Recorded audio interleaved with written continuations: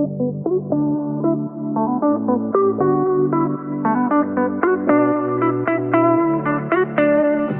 listening to the Reality of It All podcast, candid conversations about today's hot topics.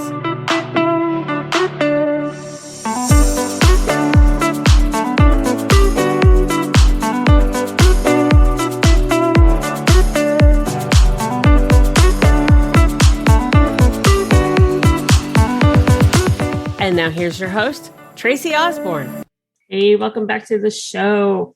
All right, so today we're talking about midlife. And, you know, it's that time of your life where for men, they start going bald and buy fancy sports cars and date 25-year-olds. And for women, you know, I'm not really sure what women do during the midlife crisis. And since I'm about to turn 50, I guess I should probably find that out so I can have one. But my guest today is Dr. Ellen Albertson, and she is going to help us maneuver our way through our midlife and how to make it, not a crisis, but how to rock it. So, Dr. Ellen, thank you so much for joining us today. Thanks, Tracy. It's so great to be here. And I smiled when you said almost 50 and not quite sure what to do, because I think that's so interesting that I think we're so much in the process of redefining what midlife is for our generation. So I'm really looking forward to our conversation. Oh, absolutely. You know, excuse me. You know, I think gone are the days where, I can't say gone. I know there's people out there who still have the, you know, quote unquote midlife crisis, but, I think it's kind of moving from the stereotype of what I was describing with the guys in their fancy sports cars and their 25-year-old girlfriends, and we're realizing that, you know, it doesn't mean that our life is half over. It just means that we're entering a different era of our life. And it's going to be amazing. The kids are grown and gone and, I think people are just kind of starting to look at it differently. Yeah, absolutely. And I think one of the main reasons is, Tracy, is that we're living longer, right? As I put in my book, Rock Your Midlife, Transform Yourself and Make Your Next Chapter Your Best Chapter. It used to be that, you never even hit menopause because people died in their 50s, right? You had your kids, you raised them, and then you croaked. And now the average woman is like living into her 80s. And if you take great care of yourself, you can live into your 90s. I'm planning on making it to 100. So, me too. What ends up happening is, okay, the kids are leaving, and then you've got all of this space, and you really want to redefine yourself. So I think it's a really exciting time of transition. Completely agree there. You know, I am, like I said, I'm almost 50. I'll be 50 in February. And, when I was 25, thinking about turning 50 scared the hell out of me. You know, it was like, oh my God, I'm going to be old. And, and now I'm looking at it and I'm actually almost excited to, join the big 50 and hit that midlife there. Because like I said, kids are grown. My youngest is about to turn 18. My oldest is about to turn 30. So she's having her own age crisis there. And it's time for me to finally enjoy life. I've been a mom since I was 19. And I never have had a chance to really just be me.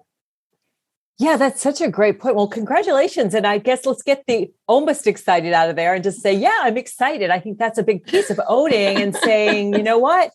Yeah, I'm 50 and I'm wiser and I know myself better and I love myself more. And now I want to figure out what's next. And I totally get the kid thing. My kids are 20 and 24. And so we spend all of this time as women, particularly for parents, taking care of our kids. And then also we're taking care of maybe our elderly parents. Women at midlife influence up to 4 generations. So we've got grandkids, we've got kids, we've got our peers, we've got our parents, we've got our work, we've got our spouse, our house. And I think we get to midlife and just go like, okay, what about me? Which is really why I wrote the book, because I feel like women need a template for this time period. We need specific steps and strategies that we can take to figure out like, okay, I'm hitting 50. I really want to enjoy my life. Yeah, that's exactly what it is.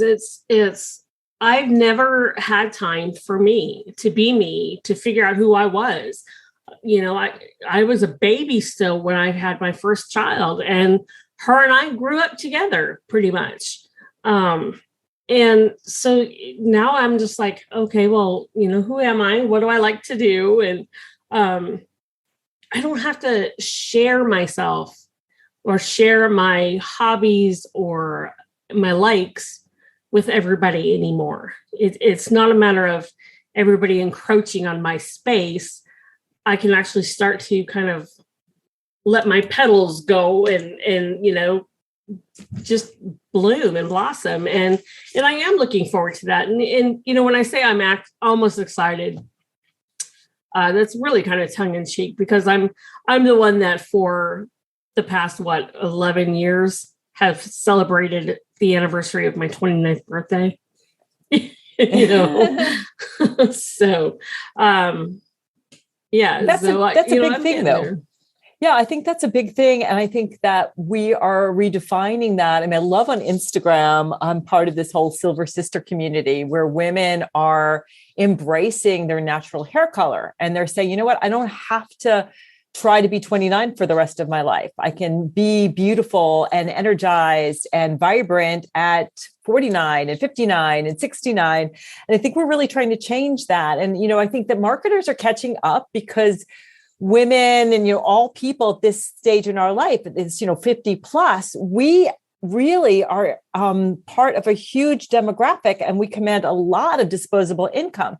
Mm-hmm. So we're starting to see that in marketing, right? Where this ageless lifestyle, where it's not about what age you are, it's about living your best life every single day and getting rid of this idea that, it's downhill after a certain age. That's really one of the reasons that I wrote Rock Your Midlife, is that I want to redefine the way we look at midlife and embrace it as this really vibrant period where if we know ourselves, we love ourselves, we energize ourselves and take care of our body, we work on our relationships, we reprogram our brain, and we make that connection with, God to find our passion and purpose, we can have an amazing, 30, 40 decades. So, I'm sitting here thinking as you're talking about all that, and I was thinking about when I was younger, the Oil of Olay commercials, where they used to say, I don't intend to grow old gracefully. And that was my mantra. When you were talking about the hair color, that's what made me think about it. For years, I said, I will never know when I go gray because I color my hair so much. And, to this date, even though I haven't colored my hair in quite a while, I think I have like one silver hair that I've seen. So, I still haven't actually gone gray, which, is awesome. I'm not, not knocking that or anything, but when it happens, it happens. And, I'm kind of looking forward to seeing what the silver fox look is going to be like on me. Yeah, it's pretty cool. I mean, gray hair is actually kind of clear and it looks different in different light. I mean, I really love my silver hair, and it's like you have all of these natural highlights, and it's just about redefining. It's really weird when you think about that 75% of women color their hair. Mm-hmm. And it's a lot of money. It's a lot of time. It can take away that freedom, especially if you've got like the roots showing and you're, don't feel confident. And 9 out of 10 women that I talk to who have made the switch are so happy and would never go back the other way. But it's fine if you want to color your hair, if you enjoy doing that and that's something that feels like fun and fulfilling. But it's really like what you were alluding to earlier, Tracy, about knowing yourself, which is the first step in Rock Your Midlife. You've got to know yourself if you want to make your next chapter your best chapter, because if you don't know yourself, you're kind of like running around with a chicken with your head cut off, or you're climbing up this ladder of success, but the ladder's against the wrong building because you're not creating a journey and a pathway that is in alignment with your soul and who you are. The chicken with your head cut off, that's kind of been my life, from about 5 years ago and beyond or before. That's kind of the story of my life. It is just never really knowing who I was, what I was supposed to do, not really having a plan, and just, running around like a chicken with my head cut off, just trying to survive. And, that's no way to enter. For one, that's just no way to live. But for two, that's no way to enter the second era of our lives, the golden age, whatever you want to call it. And, you mentioned that we need to find who we are and live, live our authenticity. But a lot of it is we need to accept who we are and accept who we're becoming. And I think for a lot of people, in their late 40s, early 50s, that's going to be hard. That's very true. I totally agree with it. It can be hard, but I think pushing away who you are is harder. And there's a great quote by Carl Rogers that when I accept myself as I am, I can truly change. So when you accept yourself, let's say, for example, I work with a lot of women come to me initially because they're looking to lose weight and they can't control their eating habits. They're doing the Chardonnay and cheddar thing every night or the threesome with Ben and Jerry's because they're feeling kind of empty. And instead of dealing with the difficult emotions and accepting their life as they are, as it is, they're, running to food to help them with that the emotional difficulties that they're experiencing. And what we start with is like, you've got to accept where you are. You've got to accept, okay, a lot of people have gained weight during COVID. So in fact, 42% of Americans have gained weight. So if you're listening and that's you, it's okay. But the interesting thing is when I work with clients and we start to work on this acceptance, this authenticity, being okay with what you're fabulous at and your flaws, and really figuring out, what do I love to do? Who am I really? The emotional eating just stops. It's not about pushing it away or saying, I'm not going to do this thing. It's about accepting where you're at right now and knowing that you can change, but you've got to start where you are.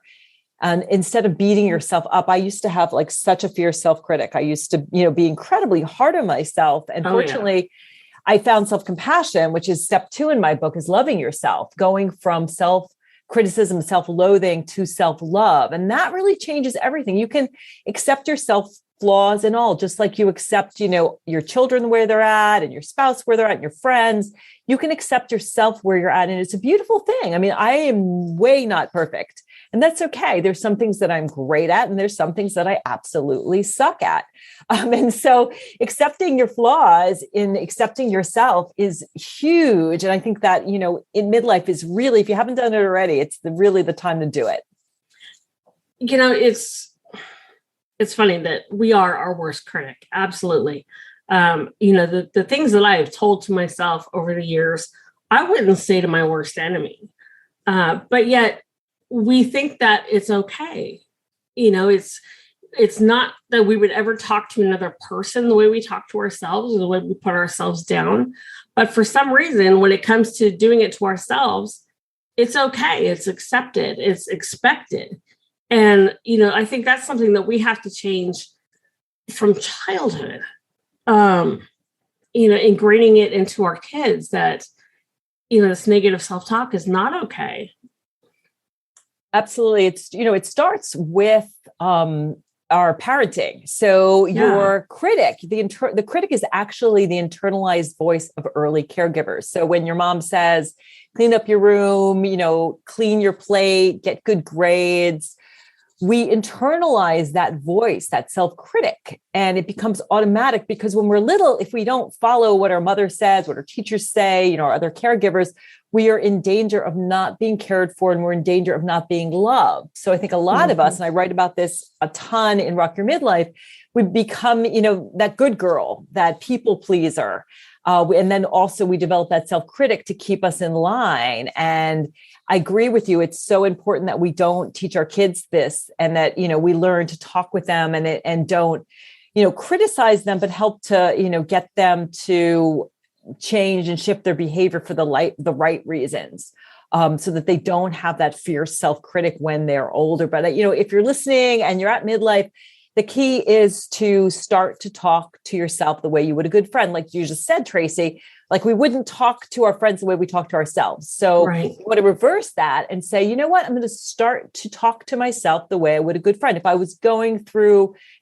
good friend was going through what I'm going through, what would I say to her? What would my posture be, my tone of voice? And then do that, or say to yourself, if I had a wise friend, and I'm going through this, what would they say to me? Sometimes it's easier to sort of change your persona a little bit, either think of what you'd say to a friend going through the same thing, or think about what would a good, wise friend say to you if you were going through that thing. And over time, it becomes automatic. That's this beauty of this self-compassion area, where we can really develop it like a muscle. The more we are compassionate, the more we prefer to ourselves, the more we befriend ourselves, the more we are able to build that. And it grows so much. I started learning self-compassion about a decade ago, and it totally transformed my life. And that's why I'm so excited to share it. And it's that whole second step where I give people specific strategies, journaling prompts, things that they can do starting right away to shift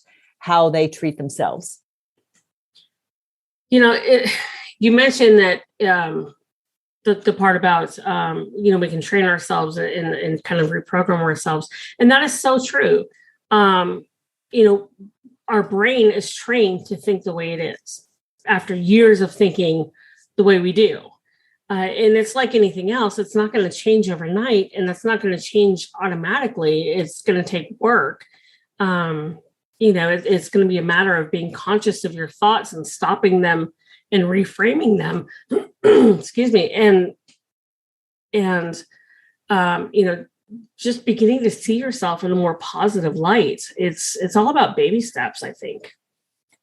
Absolutely. And the thing that you mentioned, which is so important, is that you can reprogram your brain. Yep. And that's why that's step 4 of my 7 steps, is because there's something called neuroplasticity, which means that the neural connections in your brain actually can change over time. Like you said, it's not so much pushing away the negative thoughts, but like you said, reframing those thoughts, thinking more positive thoughts, having more positive emotions. And this isn't just woo. There's a lot of research that shows that things like meditating, things like visualization, journaling, all of these things can actually broaden and build your awareness. When you have more positive thoughts than negative thoughts, you actually broaden and build what you see in the world so that you're more positive. You see more positive opportunities, you attract more positive things, and your life starts to change. I mean, I used to be, a pretty negative, depressed person, and via following all of these steps, I've totally transformed my life, changed my trajectory, and I'm really having an amazing time at midlife. A lot of fun. I haven't had this much fun since I was a kid. You mentioned, the depression and the negativity. That's where I was going.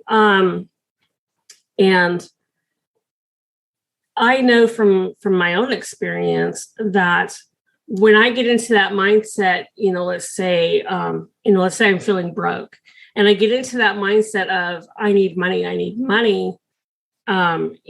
It almost seems like instead of attracting money, I am attracting the opposite, and I'm attracting more lack. So, we attract the things that we think about and that we put our focus on. And, when I first heard this concept 15, 20 years ago, whatever it was, I thought, you got to be crazy. I just entered into complete woo-woo land. But the more I listened to it, the more I learned about it, the more I studied it, the more I understood that this is absolutely the law of attraction, absolutely works. It's not just a matter of, you can think yourself rich or think yourself thin or whatever, but it's the way you frame your thinking. Instead of saying, I need more money, it's how can I supplement my income? Or, it's just a way of changing your thoughts and the questions that you ask yourself.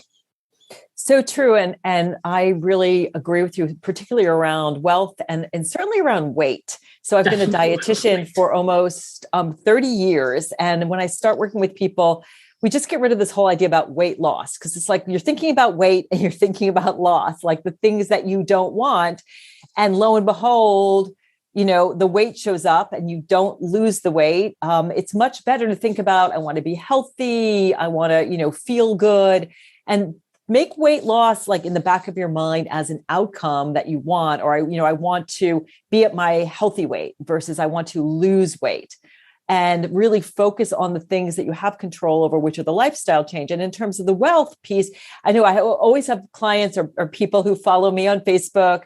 that are part of my mastermind group, Dr. Ellen's mastermind. And they're always like, I want to get out of debt. I want to get out of debt. And all your subconscious thinks about is debt, debt, debt. So that's what you keep attracting, right? You keep attracting the weight and you keep attracting debt.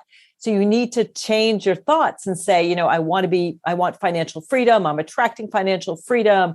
I want to feel wealthy. I want to, feel healthy. I mean, that healthy and wealthy piece, but it is really true. The law of attraction is pretty magical, and it simply states that like attracts like. And the way that you work with the law of attraction, which is something I talk about in step 5 of my book, Rock Your Midlife, is really to keep your thoughts, focused. So your thoughts are kind of like the blueprint for what you want. And also to use your emotions to magnetize what you want. So your thoughts are the kind of the blueprint, the structure. And then the emotional piece is so important because that's the energy that magnetizes it. And I think people forget about that. So I tell people, do a ton of visualization. So visualize yourself. Like, what are you going to do when you have financial freedom? How are you going to feel? What are you actually going to change in your life when you're at that place? When you're at a weight that feels really healthy and great to you, what are you going to be doing? Are you going to be like, wearing great clothing, walking on the beach, and start doing those things now? I meet so many women who are like, well, I'll meet the guy, change the job, go on that trip when I lose the weight. And then what happens is weight becomes kind of like this protection, because although they think they want those things, there's a little fear involved there because the brain isn't interested in you transforming, being happy. Your brain is only interested in keeping you safe. And the weight can feel comfortable, right? It's like, I've had so many clients who describe it as like wearing, a bearskin rug where they're weighted down, they're comfortable. I mean, I just, met an amazing guy, but, I had to put myself out there, right? After divorce, I had to do the dating thing during COVID and meet new people. And that can be scary for people. So sometimes I find that you have to kind of look at some of your subconscious thoughts that are keeping you stuck. And before I even get to my steps, I talk a lot about how to get unstuck, because often we have this immunity to change, and you have to actually go through this process of how do I change that? We have like an immune system that keeps us stuck. So there's lots of steps to get to where you really want, but like midlife is totally the time to do it. Because particularly if you're not, if you're empty nesting it, you've got time and space to reevaluate and think about who you really want to be when you grow up. Absolutely. And, I was just thinking, we're talking about midlife right now. We're talking about, from your late 40s and on. But these steps that you're talking about, Dr. Ellen, can really work for anybody at any stage of their life. It doesn't matter if they're 20 or if they're 80, right? Totally. Midlife can just be a time in your life where you are feeling like I need some kind of transition. So, I think the big question to ask, am I happy where I'm at? Am I in integrity? Am I doing the things that and showing up in ways that feel good in my, in my gut, in my soul, in my heart? Am I living someone else's life? Like maybe what my parents, my peers, society says I should be doing, or do I feel good in my skin? Am I comfortable with who I am? So these steps you could use at any point in your life. And a lot of times, I tell people, start with one step. Like for me, the self-compassion, self-love was a huge, huge step. I needed to learn how to love and support myself. And that really shifted everything. For some people, it might start with authenticity. Some people might need to start with the energy piece. And I don't even have the energy to get up in the morning. I need to start to take better care of my body. So yes, the steps can be for anybody. You don't necessarily have to feel like you're at midlife. If you're at somewhere in your life where you're feeling, gosh, I really want to transform who I am and how I'm living, the book will be a ton of help for you. Fantastic. I definitely, as soon as we hop off this call here, I'm going to go grab me a copy of it for sure. Dr. Ellen, thank you so much for coming on and talking with me today. This is, kind of reopened my eyes to where my mindset is and the fact that, I'm approaching my 50s and I'm not doing it with the right mindset yet. So there's some work for me to do in the next couple of months before my birthday. And I definitely plan on grabbing a copy of your book and working through those steps. So thank you. Oh, my pleasure. And let me know how it goes. So, my book is kind of like an interactive way to engage. In the book, I give people lots of links where people can follow me, connect with me. I even share a playbook so you can journal. There's lots of journaling prompts. So we're all a work in progress, right? We all need to keep on moving forward. And the book's a really great thing to put in your toolkit. So thank you for that, Tracy. I hope you have such a great birthday. Do you have plans? Are you doing something exciting to celebrate? I don't think so. Not unless my kids come up with something. I don't normally celebrate my birthday, so I don't know. I haven't thought about it yet, really. Well, my oldest turns 30 6 days before I turn 50, so we may have to do a coming of age party together or something. That sounds like fun. And where does she live? Oh, she lives just 10 minutes away from me. Oh, wow. So you guys should definitely get together. And I know my mom, I'm sort of opposite spectrum. My mother turns 90. Oh, goodness. The year I'm turning 59 in a couple of days. So I'm a little happy birthday. Thank you. I've gone through the menopause. I'm sort of gone through the midlife transition, but I really think about midlife. Thank you. I think about midlife as sort of, until we get to be very old, and we sort of really have to wind it down. But you're on the right track. Just, there is no try. There is only do. Think about, this is, as we're getting to the end of the year, it's such a good time to sit down and think about like, okay, what happened in 2021? How did I grow? How did I develop? And what do I want to manifest in 2022? Is, start with your core values and say, am I in alignment with my core values? What's really meaningful to me? And how do I want to feel? How do I want to look? Who do I want to meet? And think big. Life can be such a gas if you take good care of yourself. Absolutely. Thank you for that reminder. I've been bogged down with, work and doing all that kind of stuff. I haven't even really thought about what has happened in 2021 and where do I want to go for next year. So definitely going to spend some time thinking about that. So thank you so much again, Dr. Ellen, for coming on the show. And listeners, go grab yourself a copy of her book, Rock Your Midlife, 7 Steps to Transform Yourself, Make Your Next Chapter Your Best Chapter.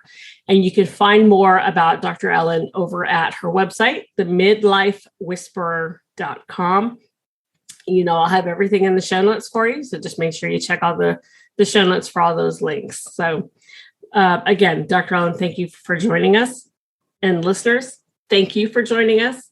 And we'll talk to you in the next show. That's it for today's show. Thanks for listening. Be sure you subscribe to us on your favorite podcast platform. Don't forget to follow us on Facebook, Twitter, Pinterest, Instagram, and TikTok.